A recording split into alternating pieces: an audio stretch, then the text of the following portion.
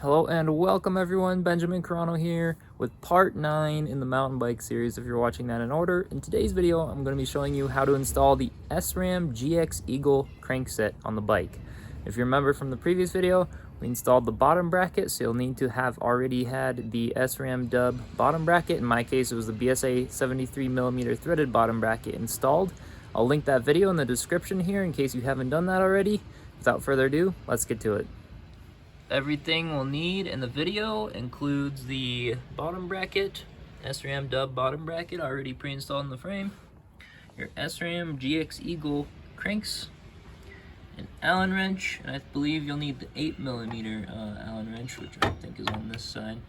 And then you'll need the spacers that you remember from the past video. They came with the dub bottom bracket, so you'll need those two spacers.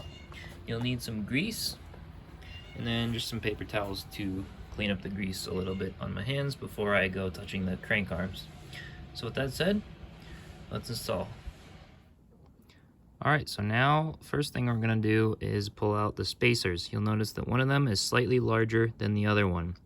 We're going to use the smaller one and insert it onto the drive side of the bottom bracket.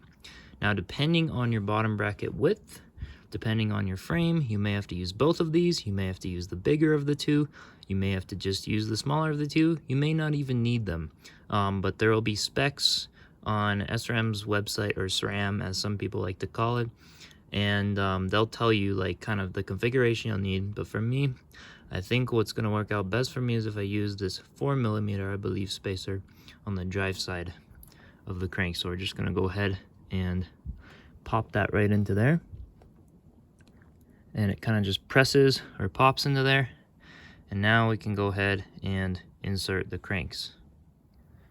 So we're now over here on the non-drive side of the bottom bracket. We're going to take our crank with the axle attached to it, make sure that this preload spacer, you can see how it turns and threads out, make sure it's all the way threaded tight up against that crank arm, so that you can go ahead and insert everything and have that basically eat up the space, the extra space, after the crankset's installed. So we're going to go ahead and remove this protection cap. You'll see there's quite a bit of factory grease on there, but we are going to take our grease and apply a nice layer all around the axle, especially where it comes in contact with the bearings.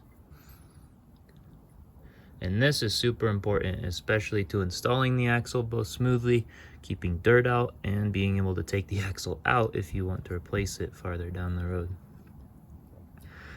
So once that's good and greased up, I'm just gonna wipe the grease off of my finger with a paper towel here, and then go ahead and take the crank arm and we're gonna go ahead and push it through the frame. And it might take a little bit of nudge to get past that first bearing, but now we can move over to the other side and attach the other crank arm.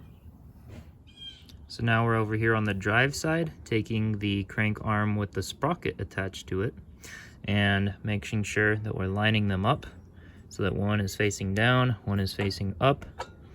And you'll notice there's kind of a little star here that fits right into the star there, and it'll lock in place when they are parallel to each other. And then we're going to take the 8mm Allen key and pop it in the end here and begin threading this on. You can see once we have a few turns here how it's like shaky and whatnot, but it'll continue to press on. I'm going to actually bring the camera around to the side here so you can kind of see this this little gap over here closing as we thread it on. And you'll want to make sure there's plenty of grease in there as well. Alright, so you can see now that it is closed. Now we're going to just make it pretty good and snug, and there are torque specs for this again. If I'm not mistaken, I believe it is 9 Newton meters. Let me actually check on the back of the sprocket here. But your torque specs will be on the back here of the sprocket. So it is 8 to 9 Newton meters, so I was correct there. So if you do have a torque wrench, torque it down to 8 to 9 Newton meters. But for me, I don't have a tiny torque wrench like that, and I've done this before, able to just kind of estimate what that's like. So we're just gonna go ahead and torque that down. And now you'll notice that it's well installed, but there's a little bit of lateral movement here. You can see like the little gap over here, opening and closing. That's now what this spacer is for. We can go ahead and essentially screw it toward that bottom bracket there until it's tied up against that bottom bracket, and that now eats up all the extra space, so there's no more movement in our crankset. Tighten the spacer now once it's threaded to eat up all that extra space with a 2mm Allen key. And don't get this too tight, just enough to make sure that it's not going to turn on its own.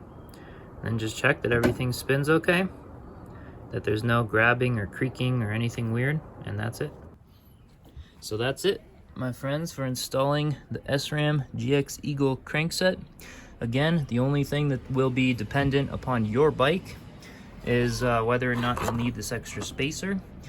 I've seen configurations where the bigger spacer goes on the drive side, the smaller spacer goes on the non-drive side, or just the bigger spacer goes on the drive side and no spacer, or smaller spacer, drive side, no spacer, like I have right here, because I have a slightly wider bottom bracket here.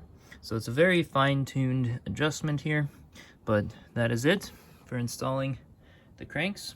Hope you all enjoyed the video. If you did, like, comment, subscribe. Any questions in the comments as well, I will hopefully be able to answer either in the comments or in future videos. With that said, peace out everyone, I'll see you in the next one.